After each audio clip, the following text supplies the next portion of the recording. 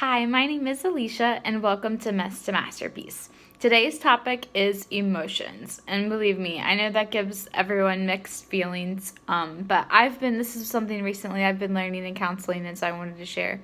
As people that go through trauma, people can deal with their emotions in a variety of ways. And one of the ways that I chose to go deal with my emotions throughout my childhood and even up until recently was to just pretend that it didn't exist.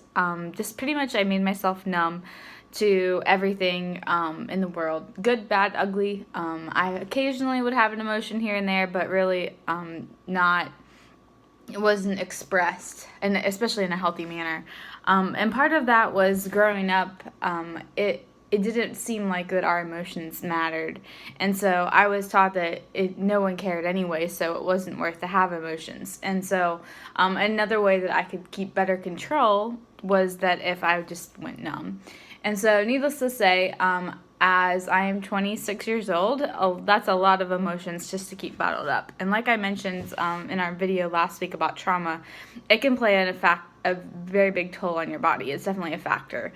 And so, as I've been working through my journey here, we've started recently talking about emotions. And so my counselor had me look up, it's called a feelings wheel. So basically, there's 6 emotions, and it starts kind of as in a core wheel. So there's the positive emotions, happy, powerful, as well as peaceful. Sorry, I almost forgot that one. And there is sadness, anger, and fear or anxiety when you're scared. So part of that, so those are kind of like the 6 core emotions, and then this, as the circle goes out, it gets bigger and bigger and bigger, and those get more specific in the emotions. So when we were talking, she said, "I want you to start naming your emotions. I must make a list, a log of the day, journal of the day, and maybe just write, Thursday, happy." Because, and then, write it down.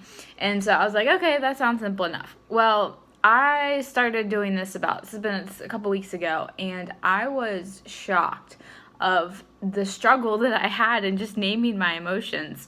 And so also just the array of emotions that we can experience in a day. And so it was a very healthy experience. And so if you struggle with emotions in general, whether too much, too little, I would recommend that you try that. It's called a feelings wheel. And so as then started working through, I got this analogy. And I don't know if you've ever seen one of these, but this is called a sensor. It's for diabetic. So I have hypoglycemia. When I'm off of my TPN, my blood sugar just crashes. And so when we discovered this, they had this little system that my insurance would cover. And so what I do is I can swipe it I have a little button that's about the size of a quarter on my arm, and that gives me my blood sugar instantly, which is so helpful. You don't have to worry about sticking and carrying on needles and everything. But needless to say, I was thinking about the emotions and my emotions in general as a sensor. And so for the longest time, my sensor has been completely off. It's been completely dead. And that was part of just survival mode, like I said. But now that we're starting to turn my sensor on, in a sense, it's like it's being super vigilant and it's super crazy. It's just going off all the time because I'm sensing everything. And so it can be overwhelming, honestly, when I sit down, and sometimes, like I was telling my counselor, I don't know if you've experienced this as well, where even if you have a lot of emotions, that just happy, a lot of good things, that you can just be super overwhelmed and crash. And so that's just the basic of kind of how I was thinking of our sensors. And so what I'm trying to work on is getting better control of my sensor, and not necessarily in the fact that I have to keep it all together. And I think that's a lie that we tell ourselves. And I know I've told myself that for many years, that I just need to be strong and keep it together. But there is, as it says in Scripture, time and time again, there's a time to laugh, but there also is a time to weep, and there is a time to grieve, and there's a time to dance. And they're good, both, again, good and bad emotions. But there's time for both. And so giving yourself space to do that. And so this leads us, so when, I don't know about you, but trying to figure out now, what do I do with these emotions? I mean, this is great, I'm feeling and stuff, but what can I do to help healthy coping mechanisms? And so I've come up with a couple of things, and I want to hear your guys' suggestions too. We can make this like a group effort, and so maybe we can get some ideas from each other. And so one of the things that I have found to be helpful with the emotions is writing them down. I love to write, as many of you know, with my blog and everything. So that's definitely one thing for me that helps. Also, I've also been finding that creativity helps. And so whether it's making these videos, you'll notice I'm making like a ton of videos lately, but that's been helping me process what I'm going through, and also knowing that it might help you too. And so and when you think of creativity and artistic abilities, you think of different things, but these videos, my counselor's like, hey, those videos are actually very artsy in a sense, so that's pretty cool. Reading is a good idea too, and back to the creativity.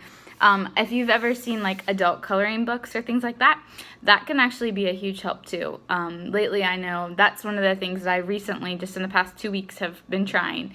And I noticed that having something that's mindless in a sense, because I don't have to put too much energy into it, but also it's mindful in the fact that I am focusing on something, and so I'm not just stuck in my brain, because I can get stuck there pretty easy.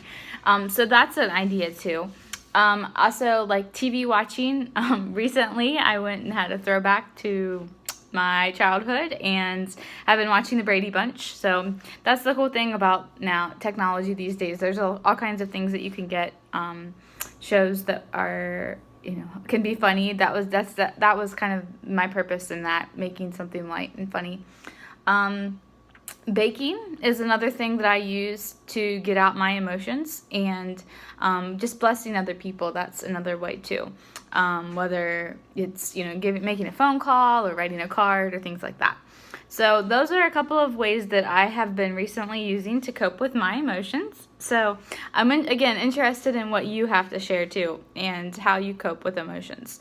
So if you want to comment in this section of YouTube, that would be awesome.